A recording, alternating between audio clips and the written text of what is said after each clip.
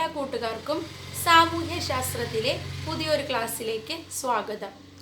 ഭൂമിയുടെ പുതപ്പ് എന്ന 10ാം അധ്യായത്തിലെ 4ാമത്തെ ക്ലാസ്സാണ് ഇന്ന് നമ്മൾ എടുക്കാൻ പോകുന്നത്. ഇന്ന് നമ്മൾ ചർച്ച ചെയ്യാൻ പോകുന്ന വിഷയമാണ് മാറുന്ന അന്തരീക്ഷ സ്ഥിതി. എന്താണ് മാറുന്ന അന്തരീക്ഷ സ്ഥിതി എന്ന് നമുക്ക് നോക്കാം അല്ലേ. വ്യവസായവൽക്കരണം, നഗരവൽക്കരണം തുടങ്ങിയവ അതിവേഗത്തിലുള്ള അന്തരീക്ഷ മാറ്റങ്ങൾക്ക് കാരണമാകുന്നു. എന്തൊക്കെ വഴിയാണ് അന്തരീക്ഷത്തിലെ മാറ്റങ്ങൾ സംഭവിക്കുന്നത്? വ്യവസായവൽക്കരണവും നഗരവൽക്കരണവുമാണ് അന്തരീക്ഷ മാറ്റങ്ങൾക്ക് കാരണമാകുന്ന പ്രധാനപ്പെട്ട ഘടകങ്ങൾ എന്ന് പറയുന്നത്. പ്രതിവർഷം 6000 metric ton carbon dioxide ഇത്തരത്തിൽ അന്തരീക്ഷത്തിലേക്ക് തള്ളിവിടുന്നതായിട്ടാണ് കണക്കുകൾ സൂചിപ്പിക്കുന്നത്. അതായത് വ്യവസായവൽക്കരണവും നഗരവൽക്കരണവും വഴി അന്തരീക്ഷത്തിലേക്ക് ഒരു വർഷത്തിലെ 6000 മെട്രിക് ടൺ കാർബൺ ഡൈ ഓക്സൈഡാണ് പുറത്തേക്ക് വരുന്നത്. ഒരു മെട്രിക് ടൺ എന്ന് പറയുന്നത് 1000 കിലോഗ്രാം ആണ്. ഒരു മെട്രിക് ടൺ എത്രയാണ്? 1000 കിലോഗ്രാം ആണ് ഒരു മെട്രിക് ടൺ എന്ന് പറയുന്നത്. അപ്പോൾ വ്യവസായവൽക്കരണവും നഗരവൽക്കരണവും വഴി പ്രതിവർഷം 6000 metric ton carbon dioxide അന്തരീക്ഷത്തിലേക്ക് തള്ളിവിടുന്നുണ്ട് എന്നാണ് നമ്മൾ കണക്കുകൾ പറയുന്നത്. അതുകൊണ്ട് തന്നെ അവ അന്തരീക്ഷ മാറ്റങ്ങൾക്ക് കാരണമാവുകയും ചെയ്യുന്നു. 20ാം നൂറ്റാണ്ടിലെ ഹരിതഗൃഹവാതകങ്ങളുടെ അളവിൽ ഉണ്ടായ ക്രമാതീതമായിട്ടുള്ള വർധനവ് അന്തരീക്ഷത്തിൻ്റെ ശരാശരി താപനിലയിൽ 0.4 ഡിഗ്രി സെൽഷ്യസ് വർധനവുണ്ടാക്കിയിട്ടുള്ളതായിട്ട് പഠനങ്ങൾ തെളിയിക്കുന്നുണ്ട്. അപ്പോൾ 20ാം നൂറ്റാണ്ടിലെ ഹരിതഗൃഹവാതകങ്ങളുടെ അളവിൽ ഉണ്ടായിട്ടുള്ള വർധനവ് താപനിലയിലും വർധനവുണ്ടാക്കി എന്നാണ് നമ്മൾ പഠനങ്ങൾ സൂചിപ്പിക്കുന്നത്. ഹരിതഗൃഹവാതകങ്ങളിലൂടെ അന്തരീക്ഷ താപനിലയിൽ ഉണ്ടാകുന്ന വർധനവിനെ ആഗോളതാപനം എന്നാണ് വിശേഷിപ്പിക്കുന്നത്. എന്താണ് ആഗോളതാപനം എന്ന് വിശേഷിപ്പിക്കാൻ കാരണം? ഹരിതഗൃഹവാതകങ്ങളിലൂടെ അന്തരീക്ഷ താപനിലയിൽ ഉണ്ടാകുന്ന വർധനവിനെയാണ് ആഗോളതാപനം എന്ന് പറയുന്നത്. അപ്പോൾ ആഗോളതാപനം എന്താണെന്ന് ഒന്നും കൂടെ നോക്കാം നമുക്ക്. വ്യവസായവൽക്കരണവും നഗരവൽക്കരണവും ഒക്കെ വഴി അന്തരീക്ഷത്തിലേക്ക് പ്രതിവർഷം 6000 മെട്രിക് ടൺ കാർബൺ ഡൈ ഓക്സൈഡാണ് പുറത്തേക്ക് തള്ളിവിടുന്നത്. അങ്ങനെ മാനുഷിക പ്രവർത്തനങ്ങൾ കൊണ്ടും മറ്റ് പ്രകൃതിയാലുള്ള കാരണങ്ങളും ഒക്കെ കൊണ്ട് ഹരിതഗൃഹവാതകങ്ങളായിട്ടുള്ള carbon dioxide, nitrous oxide തുടങ്ങിയവയുടെ അന്തരീക്ഷത്തിലുള്ള അളവ് വർദ്ധിക്കുകയാണ് ചെയ്യുന്നത്. അതായത് ഫാക്ടറികളിൽ നിന്നും മറ്റുമൊക്കെ അതൊക്കെ മാനുഷിക പ്രവർത്തനങ്ങളാണ് അല്ലേ. അപ്പം മാനുഷിക പ്രവർത്തനങ്ങൾ കൊണ്ടും മറ്റ് പ്രകൃതിയാലുള്ള കാരണങ്ങൾ കൊണ്ടുമൊക്കെ ഹരിതഗൃഹവാതകങ്ങളായ carbon dioxide, nitrous oxide തുടങ്ങിയവയുടെ അന്തരീക്ഷത്തിലുള്ള അളവ് വർദ്ധിക്കുകയാണ് ചെയ്യുന്നത്. ഇത്തരത്തിലുള്ള ഹരിതഗൃഹവാതകങ്ങളിലൂടെ അന്തരീക്ഷ താപനിലയിൽ ഉണ്ടാകുന്ന വർധനവിനെയാണ് നമ്മൾ ആഗോളതാപനം എന്ന് വിശേഷിപ്പിക്കുന്നത്. അപ്പോൾ ആഗോളതാപനം എന്താണെന്ന് മനസ്സിലായില്ലേ? അതായത് അന്തരീക്ഷ താപനിലയിൽ ഉണ്ടാകുന്ന വർധനവിനെയാണ് നമ്മൾ ആഗോളതാപനം എന്ന് പറയുന്നത്. എങ്ങനെയാണ് അന്തരീക്ഷ താപനിലയിൽ വർധനവുണ്ടാകുന്നത്? ഹരിതഗൃഹവാതകങ്ങളിലൂടെയാണ് അന്തരീക്ഷ താപനിലയിൽ വർധനവുണ്ടാകുന്നത്. ഇങ്ങനെ ഉണ്ടാകുന്ന വർധനവിനെയാണ് നമ്മൾ ആഗോളതാപനം എന്ന്, ഗ്ലോബൽ വാർമിംഗ് എന്നാണ് ഇതിന് ഇംഗ്ലീഷിൽ പറയുന്നത്, എന്ന് വിശേഷിപ്പിക്കുന്നത്. അപ്പോൾ നമുക്ക് എന്താണ് ആഗോളതാപനം എന്ന് മനസ്സിലായി അല്ലേ. അപ്പോൾ ഇനി നമുക്ക് ആഗോളതാപനത്തിൻ്റെ ദോഷഫലങ്ങൾ എന്തൊക്കെയാണെന്ന് പരിചയപ്പെടാം. സമുദ്രതീര ആവാസ വ്യവസ്ഥയിൽ ഉണ്ടാകുന്ന നാശം, ഭക്ഷ്യദൗർലഭ്യം, വൻതോതിലുള്ള കുടിയേറ്റം തുടങ്ങിയ പ്രശ്നങ്ങൾക്ക് കാരണമാകും. അതായത് ആവാസ വ്യവസ്ഥയിൽ ഒരു മനുഷ്യൻ്റെ ആവാസ വ്യവസ്ഥ എന്ന് പറഞ്ഞാൽ എന്താണ്? പാർപ്പിടമാണല്ലേ. അപ്പം അതിലുണ്ടാകുന്ന നാശം ഭക്ഷ്യദൗർലഭ്യത്തിനും അതുപോലെ തന്നെ വൻതോതിലുള്ള കുടിയേറ്റങ്ങൾക്കുമൊക്കെ കാരണമാവുകയാണ് ചെയ്യുന്നത്. അതുപോലെ തന്നെ ആവാസ വ്യവസ്ഥയിലെ പല സസ്യജന്തുജാലങ്ങളുടെയും നാശത്തിന് അത് വഴിയൊരുക്കുന്നു. ധ്രുവ പ്രദേശങ്ങളിലെ മഞ്ഞുരുകുന്നതിലൂടെ സമുദ്രജലനിരപ്പ് ഉയരുകയും ചെയ്യുന്നുണ്ട്. അപ്പോൾ എന്തൊക്കെയാണ് കാരണങ്ങൾ അല്ലെങ്കിൽ ദോഷഫലങ്ങൾ എന്ന് ആഗോളതാപനത്തിൻ്റെ ദോഷഫലങ്ങൾ എന്ന് പറയുന്നത്? സമുദ്രതീര ആവാസ വ്യവസ്ഥയിൽ ഉണ്ടാകുന്ന നാശം, ഭക്ഷ്യദൗർലഭ്യവും വൻതോതിലുള്ള കുടിയേറ്റ പ്രശ്നങ്ങൾക്കും കാരണമാകുന്നു. അതുപോലെ ആവാസ വ്യവസ്ഥയിലെ പല സസ്യജന്തുജാലങ്ങളുടെയും നാശത്തിന് അത് കാരണമാകുന്നു. ധ്രുവപ്രദേശങ്ങളിലെ മഞ്ഞുരുകുന്നതിലൂടെ ജലനിരപ്പ് ഉയരുകയും ചെയ്യുന്നു. ഇങ്ങനെയുള്ള ദോഷഫലങ്ങൾ ഉണ്ടാക്കുന്നത് കൊണ്ട് തന്നെ അവയെ നിയന്ത്രിക്കേണ്ടത് അത്യാവശ്യമാണ്, അല്ലേ? അങ്ങനെ ഹരിതഗൃഹവാതകങ്ങൾ നിയന്ത്രിക്കുന്നതിനായുള്ള ആഗോള ശ്രമങ്ങളിൽ ഏറ്റവും പ്രധാനമാണ് ക്യോട്ടോ പ്രോട്ടോകോൾ എന്നത്. 1997 ജപ്പാനിൽ നടന്ന ക്യോട്ടോ ഉച്ചകോടിയുടെ ഭാഗമായി വിളംബരം ചെയ്യപ്പെട്ട ഈ ഉത്തരവ് 2005 141 രാജ്യങ്ങളുടെ അംഗീകാരത്തോടെയാണ് നിലവിൽ വരുന്നത്. 2012 ഹരിതഗൃഹവാതക തോത് 1990 നിന്ന് 5% കുറയ്ക്കാൻ 35 വ്യാവസായിക രാജ്യങ്ങൾക്ക് ഇതിലൂടെ താക്കീത് നൽകിയിരുന്നു. അതായത് 1997 ജപ്പാനിൽ നടന്ന ക്യോട്ടോ ഉച്ചകോടിയുടെ ഭാഗമായിട്ട് വിളംബരം ചെയ്യപ്പെട്ട ഒരു ഉത്തരവാണ് ക്യോട്ടോ പ്രോട്ടോകോൾ എന്നത്. 2012 ഹരിതഗൃഹവാതകത്തിൻ്റെ തോത് 1990 നിന്ന് 5% കുറയ്ക്കണമെന്നാണ് 35 വ്യാവസായിക രാജ്യങ്ങൾക്ക് ഈ ക്യോട്ടോ പ്രോട്ടോകോൾ ഉത്തരവ് താക്കീത് നൽകിയത്. ആഗോളതാപനം ഒരുപാട് ദോഷഫലങ്ങൾ ഉണ്ടാക്കുന്നുണ്ട് എന്നും ആഗോളതാപനം നിയന്ത്രിക്കേണ്ടത് അത്യാവശ്യമാണ് എന്നും ഇതുവരെ പറഞ്ഞ കാര്യങ്ങളിൽ നിന്ന് നമുക്ക് മനസ്സിലാക്കാൻ കഴിഞ്ഞു, അല്ലേ? അങ്ങനെയാണെങ്കിൽ ആഗോളതാപനം നിയന്ത്രിക്കാൻ എന്തൊക്കെ കാര്യങ്ങളാണ് നിങ്ങൾക്ക് ചെയ്യാൻ കഴിയുക? നിങ്ങൾക്ക് എന്തൊക്കെ കാര്യങ്ങളാണ് ആഗോളതാപനം നിയന്ത്രിക്കാൻ ചെയ്യാൻ കഴിയുക എന്ന് നോട്ട്ബുക്കിൽ എഴുതുക. അപ്പോൾ എല്ലാവരും എഴുതി കഴിഞ്ഞു എന്ന് കരുതുന്നു. അപ്പോൾ നമുക്കിനി ആഗോളതാപനം എന്തൊക്കെയാണ് പരിഹാര മാർഗങ്ങൾ എന്ന് നോക്കാം. ഹരിതഗൃഹവാതകങ്ങളെ പുറത്തുവിടുന്ന മനുഷ്യ പ്രവർത്തനങ്ങളെ മാറ്റിയെടുത്താൽ മാത്രമാണ് ഈ ഒരു പ്രശ്നത്തിന് പരിഹാരം കാണാനായിട്ട് നമുക്ക് കഴിയുകയുള്ളൂ. അതുകൊണ്ട് തന്നെ നമുക്ക് ഊർജോപയോഗത്തിൻ്റെ കാര്യക്ഷമത വർദ്ധിപ്പിക്കാം. വീണ്ടും വീണ്ടും ഉപയോഗിക്കാവുന്ന ഊർജ സ്രോതസ്സുകളെ കൂടുതലായിട്ട് ആശ്രയിക്കാം. അപ്പോൾ ഹരിതഗൃഹവാതകങ്ങളുടെ അളവിൽ കുറവ് വരും. അതുപോലെ തന്നെ ഏറ്റവും കുറച്ച് മാത്രം പാഴ്വസ്തുക്കൾ ഉൽപ്പാദിപ്പിക്കുന്നതും ഊർജം ഉപയോഗിക്കുന്നതുമായിട്ടുള്ള ഒരു ജീവിത ശൈലിയിലേക്ക് നമുക്ക് മാറാം. പൊതുഗതാഗതം മെച്ചപ്പെടുത്തിക്കൊണ്ട് സ്വകാര്യ വാഹനങ്ങളുടെ ഉപയോഗം നിയന്ത്രിക്കാം. സ്വകാര്യ വാഹനങ്ങളാണ് ഇന്ന് കൂടുതലായിട്ട് കാണുന്നത്, അല്ലേ? അപ്പോൾ പൊതുഗതാഗതം ഒന്നും കൂടെ മെച്ചപ്പെടുത്തുകയാണെങ്കിൽ സ്വകാര്യ വാഹനങ്ങളുടെ ഉപയോഗത്തിൽ നിയന്ത്രണം വരുത്താൻ നമുക്ക് കഴിഞ്ഞാൽ വാഹനങ്ങളിൽ നിന്നും ഉയരുന്ന പുകയുടെ അളവിലും നമുക്ക് കുറവ് വരുത്താൻ കഴിയും. അതോടൊപ്പം പാഴ്വസ്തുക്കളിൽ നിന്ന് വൈദ്യുതി ഉൽപ്പാദിപ്പിക്കാനുള്ള ബയോഗ്യാസ് പ്ലാന്റുകൾ വ്യാപകമാക്കാം. വനനാശം തടയുക, അതായത് വനനശീകരണം, മരങ്ങളൊക്കെ മുറിക്കുന്നത് തടയുകയാണെങ്കിലും ഒരു പരിധിവരെ ഹരിതഗൃഹവാതകങ്ങൾ പുറത്തേക്ക് വരുന്നത് നമുക്ക് തടയാൻ കഴിയും. മരങ്ങൾ വച്ചു പിടിപ്പിക്കുക. നമ്മൾ ഈ പാഠത്തിൻ്റെ ആദ്യത്തിൽ പറഞ്ഞ കാര്യം അതാണ്. ജൂൺ 5 ലോക പരിസ്ഥിതി ദിനത്തോടനുബന്ധിച്ച് നിങ്ങൾക്ക് ഞാനൊരു വർക്ക് തന്നിരുന്നു. നിങ്ങളുടെ വീട്ടുവളപ്പിൽ ഒരു വൃക്ഷത്തൈ നട്ടുപിടിപ്പിക്കണം, അത് പരിപാലിക്കണം എന്ന് പ്രത്യേകം പറഞ്ഞിരുന്നു. അതുപോലെ തന്നെ മരങ്ങൾ വച്ചു പിടിപ്പിക്കുകയാണ്, അവയെ നശിപ്പിക്കുകയല്ല വേണ്ടത്. സൈക്കിൾ സംസ്കാരം വളർത്തുക. സൈക്കിൾ സംസ്കാരം വളർത്തിയാൽ എന്താണ് ഗുണം? സൈക്കിളിൽ നിന്ന് വാതകങ്ങൾ പുറത്തേക്ക് വരുന്നില്ല, അല്ലേ? അപ്പോൾ നമ്മുടെ ആരോഗ്യത്തിന് നല്ലതാണ് സൈക്കിൾ ചവിട്ടുന്നത്. അപ്പോൾ സൈക്കിൾ സംസ്കാരം വളർത്തുക തുടങ്ങിയ അനേകം കാര്യങ്ങൾ സമൂഹ തലത്തിലും വ്യക്തിതലത്തിലും നമുക്ക് ചെയ്യാൻ കഴിയും.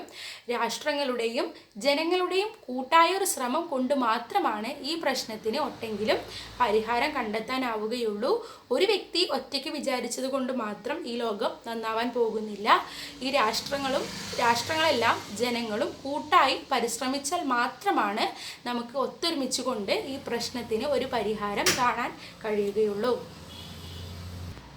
മാറുന്ന അന്തരീക്ഷ സ്ഥിതിയെ പറ്റിയാണ് നമ്മൾ പറഞ്ഞുകൊണ്ടിരുന്നത്. വ്യവസായവൽക്കരണവും നഗരവൽക്കരണവും അന്തരീക്ഷത്തിൻ്റെ മാറ്റങ്ങൾക്ക് കാരണമാകുന്നുണ്ട് എന്ന് നമ്മൾ പറഞ്ഞു. മാനുഷിക പ്രവർത്തനങ്ങൾ കൊണ്ടും മറ്റു പ്രകൃത്യാലുള്ള കാരണങ്ങൾ കൊണ്ടും ഹരിതഗൃഹവാതകങ്ങളായിട്ടുള്ള carbon dioxide, nitrous oxide തുടങ്ങിയവ അന്തരീക്ഷത്തിലുള്ള അളവ് വർദ്ധിക്കുകയാണ് ചെയ്യുന്നത്. ഇത്തരത്തിലുള്ള ഹരിതഗൃഹ വാതകങ്ങളിലൂടെ അന്തരീക്ഷ താപനിലയിൽ ഉണ്ടാകുന്ന വർധനവിനെയാണ് നമ്മൾ ആഗോളതാപനം എന്ന് വിശേഷിപ്പിക്കുന്നത്. അതിനുശേഷം നമ്മൾ ആഗോളതാപനത്തിൻ്റെ ദോഷഫലങ്ങളെ പറ്റിയാണ് പറഞ്ഞത്. സമുദ്രതീര ആവാസ വ്യവസ്ഥയിൽ ഉണ്ടാകുന്ന നാശം, ഭക്ഷ്യദൗർലഭ്യം, വൻതോതിലുള്ള കുടിയേറ്റം തുടങ്ങിയ പ്രശ്നങ്ങൾക്ക് കാരണമാകുന്നു. ആവാസ വ്യവസ്ഥയിലെ പല സസ്യജന്തുജാലങ്ങളുടെയും നാശത്തിന് ഇത് വഴിയൊരുക്കുന്നു. ധ്രുവപ്രദേശങ്ങളിലെ മഞ്ഞുരുകുന്നതിലൂടെ സമുദ്രജലനിരപ്പ് ഉയരുന്നതിനും ഇത് കാരണമാകുന്നു എന്ന് നമ്മൾ കണ്ടു. അതിനുശേഷം നമ്മൾ ക്യോട്ടോ പ്രോട്ടോക്കോൾ എന്താണെന്ന് മനസ്സിലാക്കി. ഹരിതഗൃഹ വാതകങ്ങൾ നിയന്ത്രിക്കുന്നതിനായിട്ട് ഉള്ള ആഗോള ശ്രമങ്ങളിൽ ഏറ്റവും പ്രധാനമാണ് ക്യോട്ടോ പ്രോട്ടോക്കോൾ എന്നത്. 1997 ജപ്പാനിൽ നടന്ന ക്യോട്ടോ ഉച്ചകോടിയുടെ ഭാഗമായി വിളംബരം ചെയ്യപ്പെട്ട ഈ ഉത്തരവ് 2005 141 രാജ്യങ്ങളുടെ അംഗീകാരത്തോടു കൂടിയാണ് നിലവിൽ വന്നത്. 2012 ഹരിതഗൃഹവാതകത്തിൻ്റെ തോത് 1990 നിന്ന് 5% കുറയ്ക്കണമെന്ന് 35 വ്യാവസായിക രാജ്യങ്ങൾക്ക് ഇത് താക്കീത് നൽകുകയാണ് ചെയ്തത്. അതിനുശേഷം നമ്മൾ ആഗോളതാപനത്തിൻ്റെ പരിഹാര മാർഗങ്ങളെ പറ്റിയാണ് പറഞ്ഞത്. ഹരിതഗൃഹവാതകങ്ങൾ പുറത്തുവിടുന്ന മനുഷ്യപ്രവർത്തനങ്ങളെ മാറ്റിയെടുത്താൽ മാത്രമാണ് ഈ ഒരു പ്രശ്നത്തിന് പരിഹാരം കാണാൻ കഴിയുകയുള്ളൂ. അതിനുവേണ്ടി എന്തൊക്കെ കാര്യങ്ങളാണ് നമുക്ക് ചെയ്യാൻ കഴിയുക? ഊർജോപയോഗത്തിൻ്റെ കാര്യക്ഷമത വർദ്ധിപ്പിക്കാം, വീണ്ടും വീണ്ടും ഉപയോഗിക്കാവുന്ന ഊർജ സ്രോതസ്സുകളെ കൂടുതലായിട്ട് ആശ്രയിക്കാം, ഏറ്റവും കുറച്ച് മാത്രം പാഴ്വസ്തുക്കൾ ഉൽപ്പാദിപ്പിക്കുകയും ഊർജം ഉപയോഗിക്കുന്നതും ആയ ജീവിതശൈലിയിലേക്ക് മാറാം. പൊതുഗതാഗതം മെച്ചപ്പെടുത്തി സ്വകാര്യ വാഹനങ്ങളുടെ ഉപയോഗം നിയന്ത്രിക്കാം. പാഴ്വസ്തുക്കളിൽ നിന്നും വൈദ്യുതി ഉൽപ്പാദിപ്പിക്കാനുള്ള ബയോഗ്യാസ് പ്ലാന്റുകൾ വ്യാപകമാക്കാം. വനനാശം തടയാം, മരങ്ങൾ വെച്ച് പിടിപ്പിക്കുക, സൈക്കിൾ സംസ്കാരം വളർത്തുക തുടങ്ങിയ അനേകം കാര്യങ്ങളിലൂടെ സമൂഹതലത്തിലും വ്യക്തിതലത്തിലും നമുക്കിത് ചെയ്യാൻ കഴിയുന്നതാണ്. എങ്കിലും രാഷ്ട്രങ്ങളുടെയും ജനങ്ങളുടെയും കൂട്ടായ ഒരു പരിശ്രമം കൊണ്ട് മാത്രമാണ് ഈ പ്രശ്നത്തിന് പരിഹാരം കാണാൻ കഴിയുകയുള്ളൂ. അപ്പോൾ ഈ ഒരു ഭാഗം നിങ്ങൾക്ക് മനസ്സിലായി എന്ന് കരുതുന്നു. ഇനി നമ്മൾ പറയാൻ പോകുന്നത് ഭൂമിക്ക് കുടയായി ഓസോൺ. ഓസോൺ എന്ന് നിങ്ങൾ കേട്ടിട്ടുണ്ടോ? മഴയും വെയിലൊക്കെ വരുമ്പോൾ നമ്മൾ എന്തിനാണ് കുട പിടിക്കുന്നത്? വെയിൽ കൊള്ളാതിരിക്കാൻ വേണ്ടിയിട്ടും അതുപോലെ തന്നെ മഴ കൊള്ളാതിരിക്കാൻ വേണ്ടിയിട്ടുമൊക്കെയാണ് നമ്മൾ നമ്മുടെ സൗന്ദര്യമൊക്കെ സംരക്ഷിക്കുന്നതിന് വേണ്ടിയിട്ടൊക്കെയാണ് നമ്മൾ കുട പിടിക്കുന്നത് ഒക്കെ വേണമെങ്കിൽ നമുക്ക് പറയാം അല്ലേ. അതുപോലെ തന്നെ ഭൂമിക്ക് കുടയായിട്ട് കാണുന്നതാണ് ഓസോൺ. ഭൂമിക്ക് മുകളിൽ ഒരു കുട പോലെ നിൽക്കുന്ന ഭാഗമാണ് ഓസോൺ എന്ന് പറയുന്നത്. അപ്പോൾ ഭൂമിയെ എന്തുകൊണ്ടാണ് ഓസോൺ സംരക്ഷിക്കുന്നത് എന്ന് നമുക്ക് ഒന്ന് നോക്കാം. ഓക്സിജൻ്റെ 3 അണുക്കളടങ്ങിയ തന്മാത്രാ രൂപമാണ് ഓസോൺ എന്ന് പറയുന്നത്.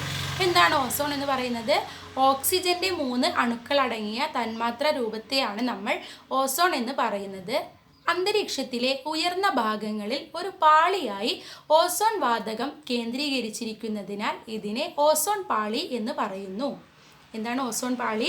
അന്തരീക്ഷത്തിൻ്റെ ഉയർന്ന ഭാഗങ്ങളിൽ ഒരു പാളിയായി ഓസോൺ വാതകം കേന്ദ്രീകരിച്ചിരിക്കുന്നതിനാൽ ഇതിനെ ഓസോൺ പാളി എന്ന് പറയുന്നു. ഇത് സൂര്യനിൽ നിന്നുള്ള ഹാനികരമായ അൾട്രാവയലറ്റ് രശ്മികളെ ആഗിരണം ചെയ്യുകയും ഭൂമിയിലെ ജീവജാലങ്ങളെ സംരക്ഷിക്കുകയും ചെയ്യുന്നു. അപ്പോൾ എന്താണ് ഓസോൺ പാളി ചെയ്യുന്നത്? സൂര്യനിൽ നിന്നുള്ള ഹാനികരമായ അൾട്രാവയലറ്റ് രശ്മികളെ ആഗിരണം ചെയ്യുകയും ഭൂമിയിലെ ജീവജാലങ്ങളെ സംരക്ഷിക്കുകയുമാണ് ഓസോൺ പാളി ചെയ്യുന്നത്. അതായത് അന്തരീക്ഷത്തിൻ്റെ ഉയർന്ന ഭാഗങ്ങളിൽ ഒരു പാളിയായി ഓസോൺ വാതകം കേന്ദ്രീകരിച്ചിരിക്കുന്നത് കൊണ്ടാണ് അതിനെ ഓസോൺ പാളി എന്ന് വിളിക്കുന്നത്. അത് സൂര്യനിൽ നിന്നുള്ള ഹാനികരമായ അൾട്രാവയലറ്റ് രശ്മികളെ ആഗിരണം ചെയ്യുകയും ഭൂമിയിലെ ജീവജാലങ്ങളെ സംരക്ഷിക്കുകയും ചെയ്യുന്നു. ഓസോൺ എങ്ങനെയാണ് ഉണ്ടാകുന്നത് എന്നതിൻ്റെ ഒരു ചിത്രം നമ്മുടെ പാഠപുസ്തകത്തിൽ തന്നിട്ടുണ്ട്. അതായത് അന്തരീക്ഷത്തിൽ ഏകദേശം 20 മുതൽ 50 കിലോമീറ്റർ വരെ ഉയരത്തിൽ സൂര്യരശ്മികളിലെ അൾട്രാവയലറ്റ് കിരണങ്ങൾ സാധാരണ ഓക്സിജൻ തന്മാത്രകളെ വിഘടിപ്പിക്കുന്നു. അതാണ് ഘട്ടം 1 എന്ന ചിത്രത്തിൽ നമ്മൾ കാണുന്നത്. അന്തരീക്ഷത്തിൽ ഏകദേശം 20 മുതൽ 50 കിലോമീറ്റർ വരെ ഉയരത്തിൽ സൂര്യരശ്മികളിലെ അൾട്രാവയലറ്റ് കിരണങ്ങൾ സാധാരണ ഓക്സിജൻ തന്മാത്രകളെ വിഘടിപ്പിക്കുന്നു. അങ്ങനെ ഏക അറ്റോമിക ഓക്സിജൻ തന്മാത്രകൾ രൂപപ്പെടുന്നു. അപ്പോൾ നമ്മൾ കണ്ടു, ആദ്യം ഒരു സാധാരണ ഓക്സിജൻ തന്മാത്ര 2 കൂടി ചേർന്നതാണ്. അതിനെ അൾട്രാവയലറ്റ് കിരണങ്ങൾ വിഘടിപ്പിച്ചുകൊണ്ട് ഏക അറ്റോമിക ഓക്സിജൻ തന്മാത്രകളാക്കുന്നതാണ് ഘട്ടം 1 കാണുന്നത്. ഏക അറ്റോമിക ഓക്സിജൻ തന്മാത്രകൾ സാധാരണ ഓക്സിജൻ തന്മാത്രകളോട് ചേർന്ന് 3 ആറ്റമുള്ള ഓസോൺ വാതകം രൂപം കൊള്ളുന്നു. അതാണ് രണ്ടാമത്തെ ഘട്ടത്തിൽ കാണുന്നത്. ആദ്യത്തെ ഘട്ടത്തിൽ ഏക തന്മാത്രകളായിട്ടുള്ള ഓക്സിജൻ തന്മാത്രകൾ വീണ്ടും സാധാരണ ഓക്സിജൻ തന്മാത്രകളോട് കൂടി ചേർന്നുകൊണ്ട് 3 ആറ്റമുള്ള ഓസോൺ വാതകമായിട്ട് മാറുന്നു.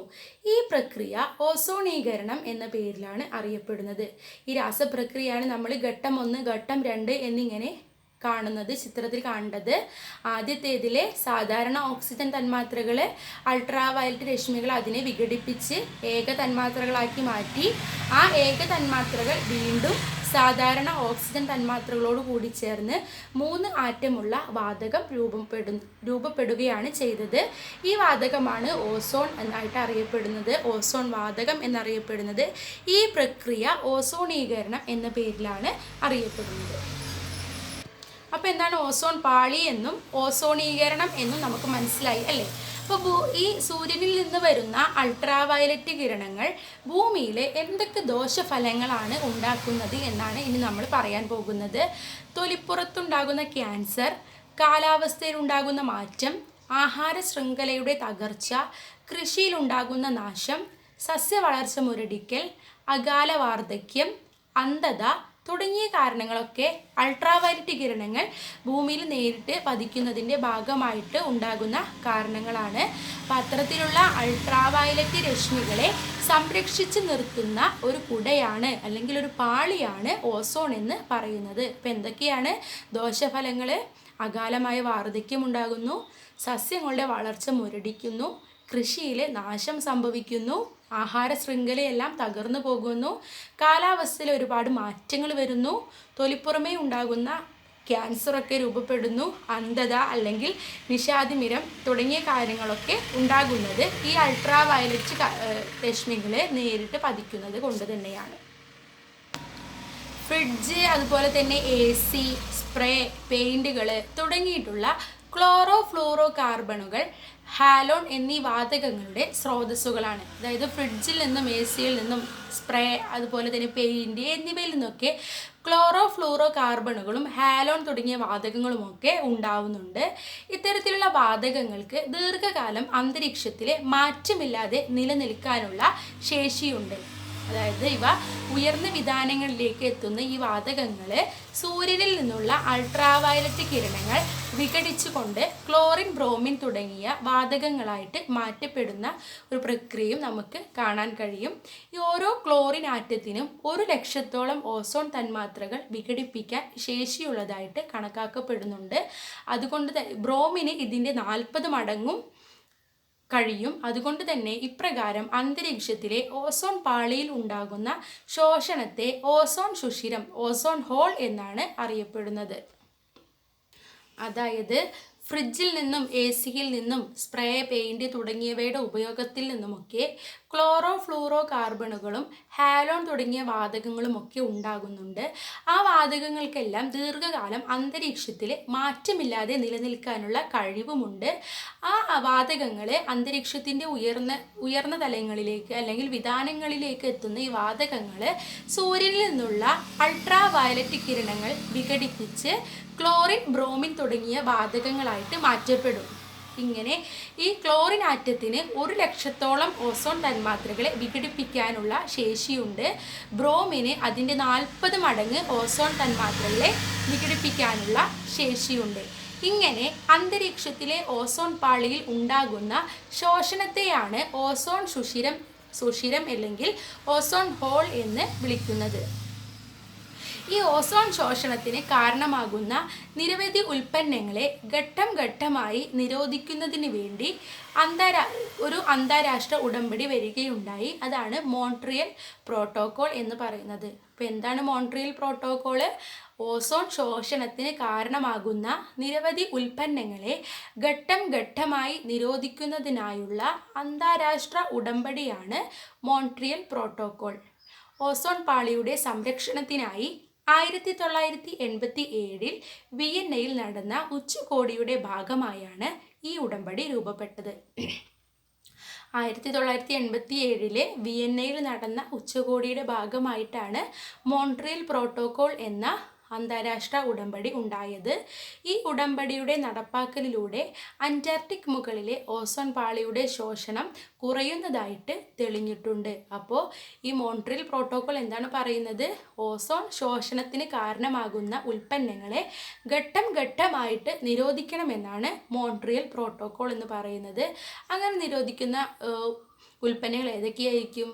AC, ഫ്രിഡ്ജ്, സ്പ്രേ, പെയിൻറ് തുടങ്ങിയവയൊക്കെ അതിന് കാരണങ്ങൾ തന്നെയാണ്. അപ്പോൾ എന്തുകൊണ്ടാണ് ഭൂമിക്ക് കുടയായിട്ട് ഓസോൺ എന്ന് നമ്മൾ ആദ്യമേ പറഞ്ഞത് എന്ന് മനസ്സിലായില്ലേ? സൂര്യനിൽ നിന്ന് വരുന്ന അൾട്രാ വയലറ്റ് രശ്മികളിൽ നിന്ന് ഭൂമിയെ സംരക്ഷിക്കുന്നതിന് വേണ്ടിയാണ് ഓസോൺ പാളി നിലനിൽക്കുന്നത്. അതുകൊണ്ട് തന്നെ ഈ ഓസോൺ പാളിയെ സുഷിരങ്ങളൊന്നുമില്ലാതെ ഓസോൺ പാളിയെ സംരക്ഷിക്കേണ്ടത് നമ്മുടെ എല്ലാവരുടെയും കടമയാണ്. അങ്ങനെ ഓസോൺ സംരക്ഷണത്തിൻ്റെ ആവശ്യകതയെ സംബന്ധിച്ച അവബോധം ജനിപ്പിക്കാനും ഓസോൺ ശോഷണത്തിന് കാരണമാകുന്ന ഉൽപ്പന്നങ്ങളുടെ ഉപയോഗം നിയന്ത്രിക്കാനുമായിട്ട് എല്ലാ വർഷവും സെപ്റ്റംബർ 16 ലോക ഓസോൺ ദിനമായിട്ട് ആചരിച്ചു വരുന്നു. എന്നാണ് ഓസോൺ ദിനം? സെപ്റ്റംബർ 16 ലോക ഓസോൺ ദിനമായിട്ട് നമ്മൾ ആചരിച്ച് വരുന്നത്. ഭൂമിക്ക് കുടയായി ഓസോൺ നിലനിൽക്കുന്നതായിട്ട് നമ്മൾ കണ്ടു. ഓക്സിജന്റെ 3 അണുക്കളടങ്ങിയ തന്മാത്രാ രൂപത്തെയാണ് നമ്മൾ ഓസോൺ എന്ന് പറയുന്നത്. അന്തരീക്ഷത്തിലെ ഉയർന്ന ഭാഗങ്ങളിൽ ഒരു പാളിയായി ഓസോൺ വാതകം കേന്ദ്രീകരിച്ചിരിക്കുന്നത് കൊണ്ടാണ് അതിനെ ഓസോൺ പാളി എന്ന് പറയുന്നത്. ഇതിൻ്റെ ധർമ്മം എന്ന് പറയുന്നത് സൂര്യനിൽ നിന്നുള്ള അൾട്രാവയലറ്റ് രശ്മികളെ ആഗിരണം ചെയ്യുകയും ഭൂമിയിലെ ജീവജാലങ്ങളെ സംരക്ഷിക്കുകയുമാണ് ഇതിൻ്റെ ധർമ്മം എന്ന് പറയുന്നത്. അതിനുശേഷം നമ്മൾ ഓസോൺ എങ്ങനെയാണ് ഉണ്ടാകുന്നത് എന്ന് കണ്ടു അല്ലേ? സാധാരണ ഓക്സിജൻ തന്മാത്രകൾ വിഘടിച്ച് ഏക തന്മാത്രകളായി മാറുകയും ആ ഏക തന്മാത്രകൾ വീണ്ടും സാധാരണ ഓക്സിജൻ തന്മാത്രകളുമായി വിഘടിക്കുകയും ചെയ്തുകൊണ്ട് ഓസോൺ വാതകം 3 ആറ്റമുള്ള ഓസോൺ വാതകം ഉണ്ടാവുകയാണ് ചെയ്യുന്നത്. ആ പ്രക്രിയ ഓസോണീകരണം എന്ന പേരിലാണ് അറിയപ്പെടുന്നത് എന്ന് നമ്മൾ കണ്ടു. സൂര്യനിൽ നിന്നുള്ള അൾട്രാവയലറ്റ് കിരണങ്ങൾ നേരിട്ട് ഭൂമിയിൽ പതിച്ചാൽ ഉണ്ടാകുന്ന ദോഷഫലങ്ങൾ എന്തൊക്കെയാണെന്നാണ് നമ്മൾ അതിന് ശേഷം പറഞ്ഞത്. അകാലമായ വാർദ്ധക്യം ഉണ്ടാകും, സസ്യവളർച്ചകൾ മുരടിക്കും, കൃഷിയിൽ നാശം സംഭവിക്കും, നിശാതിമിരവും അന്ധതയോ തൊലിപ്പുറത്തു ഉണ്ടാകുന്ന ക്യാൻസറൊക്കെ ഉണ്ടാകും, കാലാവസ്ഥയിൽ മാറ്റം വരും, ആഹാര ശൃംഖല തകരും തുടങ്ങിയ കാര്യങ്ങളൊക്കെയാണ് ഉണ്ടാവുന്നത്. ഈ ക്ലോറോ ഫ്ലൂറോ കാർബണുകൾ, ഹാലോൺ തുടങ്ങിയ വാതകങ്ങൾ ഈ ഓസോൺ പാളിയെ നശിപ്പിക്കുന്നതിനുള്ള സ്രോതസ്സുകളാണ്. അവ ഫ്രിഡ്ജ്, AC, സ്പ്രേ, പെയിൻറ് തുടങ്ങിയവയുടെ ഉപയോഗത്തിൽ നിന്നാണ് പ്രധാനമായിട്ടും രൂപപ്പെടുന്നത്.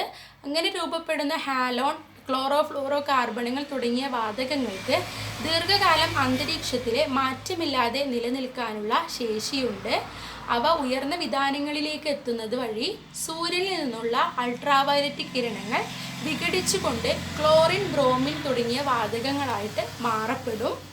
ഓരോ ക്ലോറിൻ ആറ്റത്തിനും 100,000-ഓളം ഓസോൺ തന്മാത്രകളെയും ബ്രോമിന് അതിൻ്റെ 40 മടങ്ങ് ഓസോൺ തന്മാത്രകളെയും വിഘടിപ്പിക്കാനുള്ള ശേഷിയുണ്ട്.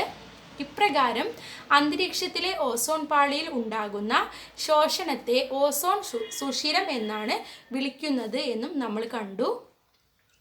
ഈ ഓസോൺ ശോഷണത്തിന് കാരണമാകുന്ന ഉൽപ്പന്നങ്ങളെ ഘട്ടം ഘട്ടമായിട്ട് നിയന്ത്രിക്കുന്നതിന് അല്ലെങ്കിൽ നിരോധിക്കുന്നതിനായിട്ട് ഒരു അന്താരാഷ്ട്ര ഉടമ്പടി വന്നിട്ടുണ്ട്.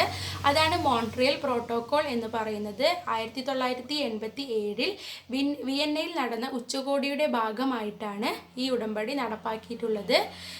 ഈ ഉടമ്പടിയിലൂടെ അന്റാർട്ടിക് മുകളിലെ ഓസോൺ പാളിയുടെ ശോഷണത്തിൽ കുറവ് വരുന്നതായിട്ട് നമ്മൾ കണ്ടു. അപ്പോൾ ഓസോൺ സംരക്ഷണത്തിൻ്റെ ആവശ്യകത സംബന്ധിച്ച് അവബോധം സൃഷ്ടിക്കുന്നതിന് വേണ്ടിയിട്ട്, അതുപോലെ തന്നെ ഓസോൺ ശോഷണത്തിന് കാരണമാകുന്ന ഉൽപ്പന്നങ്ങളുടെ ഉപയോഗം നിയന്ത്രിക്കുന്നതിന് വേണ്ടിയിട്ടും എല്ലാ വർഷവും സെപ്റ്റംബർ 16 ലോക ഓസോൺ ദിനമായിട്ട് ആചരിക്കുന്നു എന്ന് നമ്മൾ മനസ്സിലാക്കി. അപ്പോൾ ഇത്രയും എടുത്ത ഭാഗം നിങ്ങൾക്ക് മനസ്സിലായി എന്ന് കരുതുന്നു. അങ്ങനെയാണെങ്കിൽ അടുത്ത ക്ലാസ്സിലേക്കുള്ള ഒരു വർക്ക് തന്നുകൊണ്ട് നമുക്ക് ഇന്നത്തെ ക്ലാസ് അവസാനിപ്പിക്കാം. ഓസോൺ പാളിയെ സംരക്ഷിക്കുന്നതിന് എന്തെല്ലാം കാര്യങ്ങളാണ് നിങ്ങൾക്ക് ചെയ്യാൻ കഴിയുക, അതുമായി ബന്ധപ്പെട്ട് ഒരു പോസ്റ്റർ തയ്യാറാക്കുക. അപ്പോൾ എന്താണ് അടുത്ത ക്ലാസ്സിലേക്ക് ചെയ്തു വരേണ്ടത്? ഓസോൺ പാളിയെ സംരക്ഷിക്കുന്നതിന് വേണ്ട നടപടികൾ എഴുതിക്കൊണ്ടുള്ള ഒരു പോസ്റ്ററാണ് അടുത്ത ക്ലാസ്സിലേക്ക് നിങ്ങൾ ചെയ്തു വരേണ്ടത്. അപ്പോൾ എടുത്ത ഭാഗം അത്രയും നിങ്ങൾക്ക് മനസ്സിലായി എന്ന് കരുതുന്നു. എന്തെങ്കിലും സംശയങ്ങൾ ഉണ്ടെങ്കിൽ ചോദിക്കാൻ മറക്കരുത്. ഇതിൻ്റെ തുടർച്ചയുമായിട്ട് നമുക്ക് അടുത്ത ക്ലാസ്സിൽ വീണ്ടും കാണാം. Okay, thank you.